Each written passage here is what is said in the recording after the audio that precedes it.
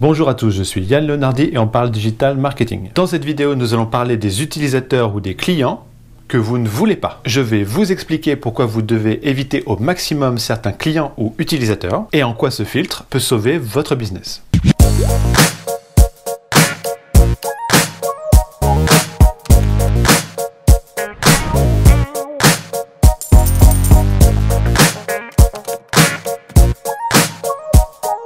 Quand on commence à vouloir faire la promotion d'un business, on a souvent tendance à accueillir tout le monde avec un grand sourire, à vouloir faire venir tous les utilisateurs ou clients potentiels sur son site. Tout ce qu'on peut, on prend. Pour vous parler de ça, je me base sur mon expérience personnelle, mais aussi sur ce que j'ai pu observer chez beaucoup d'entrepreneurs et que je continue à observer très souvent encore aujourd'hui. Pour théoriser, on peut distinguer trois phases dans son rapport au client ou utilisateur. Dans un premier temps, étant convaincu par l'utilité et la qualité de son produit, on est persuadé qu'il pourrait servir à un maximum de monde. C'est le moment où on recule devant aucune promotion. Toute publicité est bonne à prendre, enfin on pense. Dans un deuxième temps, on comprend qu'il faut bien s'adresser à une niche spécifique pour être plus pertinent et résoudre un problème spécifique. Mais on se dit que quand même, faire une large promotion, ça peut pas faire de mal. Que dans le tas, il y aura bien des clients ou utilisateurs dans notre cible. Et que si certains ne faisant pas partie de notre audience cible achètent quand même, c'est toujours ça de gagner. Et puis enfin vient la troisième phase, où on réalise qu'il ne faut en fait exploiter que les canaux adressant son audience cible. Car les clients ou utilisateurs n'appartenant pas à cette audience cible mettent en péril l'activité. Les utilisateurs ou clients que vous ne voulez pas,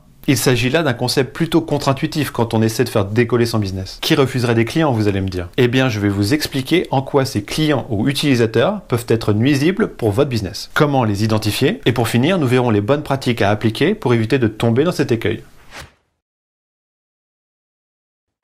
Le premier problème que va vous poser l'acquisition de clients ou utilisateurs ne faisant pas partie de votre audience cible est le parasitage de vos métriques. Pour bien analyser votre activité et la faire grossir, vous devez modéliser le parcours client ou utilisateur par des funnels, avec différentes étapes sur lesquelles vous pouvez travailler pour améliorer le rendement final de votre business. Je vous conseille d'utiliser le framework ARR que je détaille dans une vidéo dédiée. Le lien est dans la description. En très gros, avec le framework ARR, vous pouvez suivre tout le parcours du client ou de l'utilisateur. Entre sa première visite et l'achat, s'il revient, s'il recommande à son entourage, s'il achète à nouveau, etc. À chaque étape, on calcule un taux de conversion. Ce modèle permet d'avoir une bonne vision sur les étapes à optimiser afin d'augmenter le revenu final. L'analyse du comportement utilisateur ou client à travers le framework ARR est déjà suffisamment compliquée comme ça pour ne pas ajouter des problèmes supplémentaires. Votre business, ce n'est pas juste votre produit, mais c'est l'ensemble de l'expérience utilisateur. De l'onboarding au service client, en passant par les séquences d'email. C'est simple, pour optimiser les résultats de votre business, vous devez rendre vos clients ou utilisateurs le plus heureux possible. Et pour ce faire, il faut aligner au maximum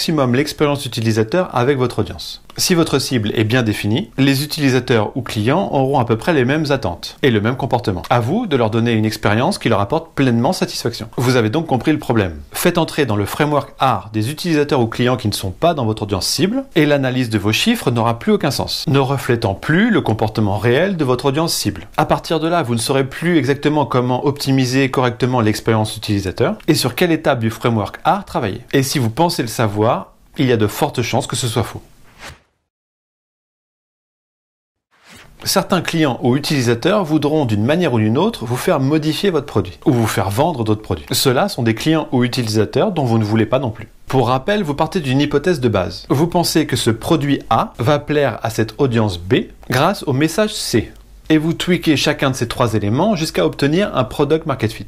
Si le terme ne vous dit rien, j'ai fait une vidéo sur le sujet. Le lien est dans la description. Si vous attirez donc des gens qui ne sont pas exactement dans votre audience B, ils risquent d'avoir des besoins et comportements différents. Par exemple, imaginez que vous ayez un service de garde d'enfants. Un client potentiel vous demande si vous proposez aussi du soutien scolaire pour un collégien. Ça a l'air très proche comme service. Cela vous ferait gagner du business supplémentaire. C'est tentant. Donc vous êtes parti à essayer de convaincre vos associés, si vous n'êtes pas seul, faire développer une update de votre site ou de votre app. Côté nounou, vous devez maintenant créer une nouvelle catégorie, créer un process pour vous assurer que les nounous soutiens scolaires sont bien qualifiés à aider aux devoirs, etc. Tout un tas de problèmes, d'énergie dépensée, de temps alloué à ne pas développer votre hypothèse de base. Et désormais, votre tagline, ce n'est plus garde d'enfants à domicile, mais garde d'enfants à domicile et soutien scolaire. Une communication qui devient donc un peu plus floue. Pareil pour un e-commerce. Vous vendez un type de produit bien spécifique à une audience alignée. Vendre un autre type de produit sur demande d'un client, en plus de vous compliquer la logistique, va vous faire perdre en pertinence et précision dans votre message. Dans la plupart des cas, ces demandes vous incitent incite à fournir un service, créer une feature ou vendre un produit pour un groupe de personnes beaucoup plus restreint que votre audience de base. Et dans le pire des cas, juste pour le demandeur lui-même. Le client est roi, certes, mais on pourra ajouter le client dans notre audience cible est roi. Dans les autres cas, il faut savoir dire non. Enfin plutôt, merci beaucoup, c'est une super idée, on va mettre votre idée en réflexion. Attention, dans certains cas, ces feedbacks indésirables peuvent être pris en considération, car ils peuvent mettre en évidence un besoin plus important que celui que vous aviez identifié. Un plus gros problème.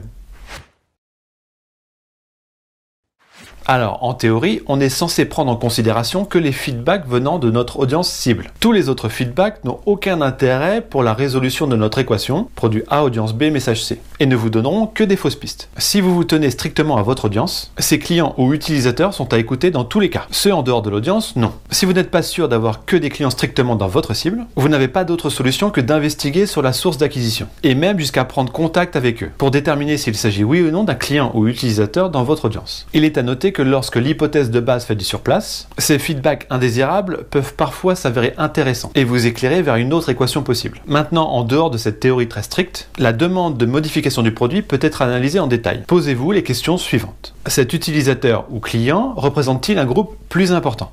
Une réponse favorable à cette requête va-t-elle avoir des conséquences sur votre business ou sur votre message ? Et enfin, la demande de cette personne représente-t-elle une opportunité bien meilleure pour votre business ? Alors, pour ne pas se retrouver avec des clients ou utilisateurs qui ne sont pas dans votre audience cible, évitant ainsi le parasitage de vos métriques et des emails demandant des modifications de produits qui vous mettent le doute pour rien, il y a une certaine rigueur à adopter. Alors, c'est très facile à dire, mais il ne faut pas se laisser tenter par la facilité et la vanité. La facilité de faire beaucoup plus d'acquisitions en élargissant l'audience, ou en favorisant un canal plus simple à exploiter, mais touchant une audience plus large ou même différente de votre cible. Je l'ai fait, bien sûr, et au vu des conséquences, je ne peux que vous le déconseiller. Et puis, la vanité, qui pousse par exemple à perdre son temps à faire des relations presse dans tous les sens. Bien sûr, je l'ai fait également, et je peux vous partager mon expérience sur le sujet. À part la fierté de passer à la télé ou d'avoir son article dans 20 minutes, la vanité donc, il n'y a rien eu de bien positif. Un énorme pic de trafic, certes, mais d'une majorité de personnes qui n'ont pas grand-chose à voir avec votre audience cible. À moins que l'audience du média soit en phase avec la vôtre, les relations presse, c'est plutôt contre-productif. Par exemple, si un service pour étudiants passe à BFM Business, il faut qu'ils soient bien conscients qu'ils ne vont pas toucher leur audience cible. Cela peut être intéressant uniquement pour se faire voir auprès de Business Angel, mais pas plus. Sinon, c'est juste de la perte de temps. Par conséquent, étudiez chacune des actions marketing et actions de communication que vous envisagez et déterminez si cela va bien toucher exclusivement votre audience cible. Il y a donc bien des utilisateurs ou clients que vous ne voulez pas, ceux qui ne sont pas dans votre audience cible, parce qu'ils vont brouiller tous vos chiffres et vous ne serez plus en mesure d'avoir une bonne compréhension des comportements de votre audience. Donc plus en mesure d'optimiser l'expérience utilisateur et in fine votre revenu. Aussi parce que ces mêmes clients ou utilisateurs, ayant des besoins différents, sont plus à même de solliciter une modification du produit pour les servir. Or, en restant focus sur la parfaite résolution d'un seul problème, vous voulez rendre un petit nombre de personnes très heureux. Si vous laissez un utilisateur ou client guider la feuille de route de votre produit, vous finirez par résoudre très mal une multitude de petits problèmes. En ça, il faut lutter contre nos penchants naturels. S'il faut toujours garder en tête une phrase, que ce soit dans l'élaboration de son produit ou bien dans sa communication, c'est la suivante. En voulant toucher tout le monde, on touche personne. Merci beaucoup d'avoir regardé cette vidéo. J'espère que vous êtes désormais convaincus que tous les utilisateurs ou clients ne sont pas bons à prendre et qu'il y en a bien effectivement que vous ne voulez pas. On reste en contact avec la newsletter, le lien est dans la description et je vous enverrai d'autres conseils et bonnes pratiques en exclusivité. Si vous avez un business, un product market fit et que vous voulez grossir et augmenter vos revenus, allez faire un tour sur handlers.com, le lien est dans la description, on peut vous aider. Si la vidéo vous a plu, mettez un pouce, partagez-le au maximum et bien sûr abonnez-vous à la chaîne en cliquant sur la cloche pour ne manquer aucune de mes vidéos. On se retrouve très bientôt, ciao.